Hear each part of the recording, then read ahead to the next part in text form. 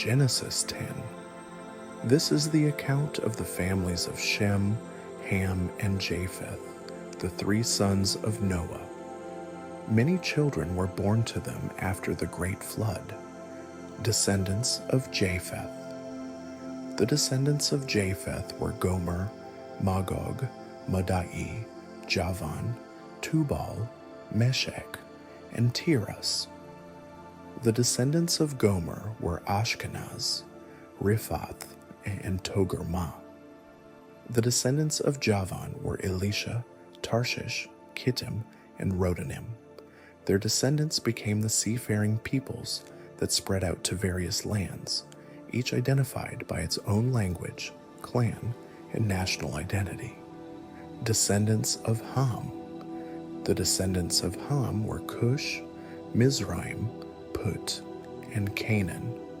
The descendants of Cush were Seba, Havilah, Sabta, Rama, and Sabteka. The descendants of Rama were Sheba and Dedan. Cush was also the ancestor of Nimrod, who was the first heroic warrior on earth. Since he was the greatest hunter in the world, his name became proverbial. People would say, "This man is like Nimrod, the greatest hunter in the world." He built his kingdom in the land of Babylonia, with the cities of Babylon, Erech, Akkad, and Calneh. From there he expanded his territory to Assyria, building the cities of Nineveh, Rehoboth-ir, Calah, and Resen, the great city located between Nineveh and Calah. Mizraim was the ancestor of the Ludites, Anamites, Lahabites, Naphtuhites, Pathrusites, Casluhites, and the Caphtorites, from whom the Philistines came. Canaan's oldest son was Sidon, the ancestor of the Sidonians. Canaan was also the ancestor of the Hittites, Jebusites, Amorites, Girgashites, Hivites, Archites, Sinites, Arvadites, Zemarites, and Hamathites. The Canaanite clans eventually spread out, and the territory of Canaan extended from Sidon in the north to Gerar and Gaza in the south, and east as far as Sodom, Gomorrah, Admah, and Zeboim near Lasha. These were the descendants of Ham, identified by clan, language, territory, and national identity. Descendants of Shem. Sons were also born to Shem, the older brother of Japheth. Shem was the ancestor of all the descendants of Aber. The descendants of Shem were Elam, Asher, Arphaxad, Lud, and Aram. The descendants of Aram were Uz, Hul, Gether, and Mash. Arphaxad was the father of Shelah, and Shelah was the father of Aber. Aber had two sons. The first was named Peleg, which means division, for during his lifetime the people of the world were divided into different language groups. His brother's name was Joktan. Joktan was the ancestor of Almadad, Sheleph, Hazarmaveth, Jerah, Hadaram, Uzal, Diklah, Obal, Abimael, Sheba, Ophir, Havilah, and Jobab. All these were descendants of Joktan. The territory they occupied extended from Mesha all the way to Sephar in the eastern mountains. These were the descendants of Shem, identified by clan, language, territory, and national identity. Conclusion. These are the clans that descended from Noah's sons, arranged by nation according to their lines of descent. All the nations of the earth descended from these clans after the great flood. Genesis 11. The Tower of Babel. At one time, all the people of the world spoke the same language and used the same words.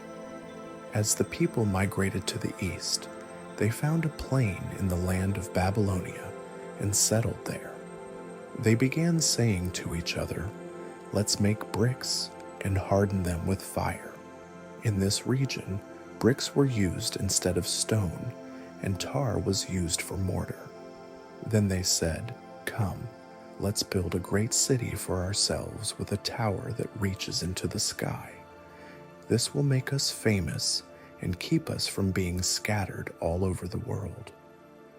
But the Lord came down to look at the city and the tower the people were building. "Look," he said, "the people are united, and they all speak the same language. After this, nothing they set out to do will be impossible for them. Come, let's go down and confuse the people with different languages. Then they won't be able to understand each other." In that way, the Lord scattered them all over the world, and they stopped building the city. That is why the city was called Babel, because that is where the Lord confused the people with different languages.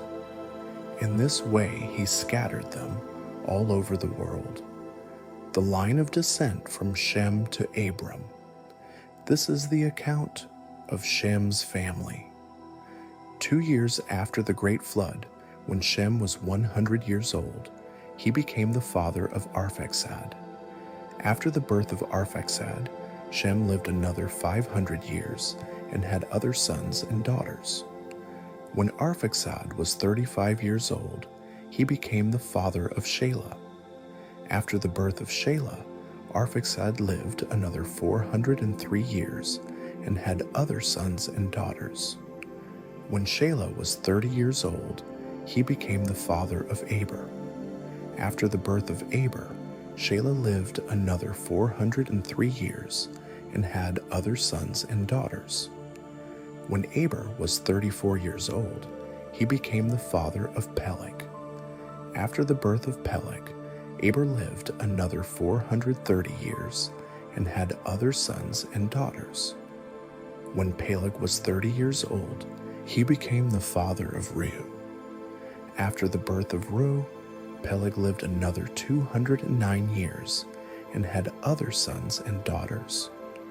When Reu was 32 years old, he became the father of Serug. After the birth of Serug, Reu lived another 207 years and had other sons and daughters.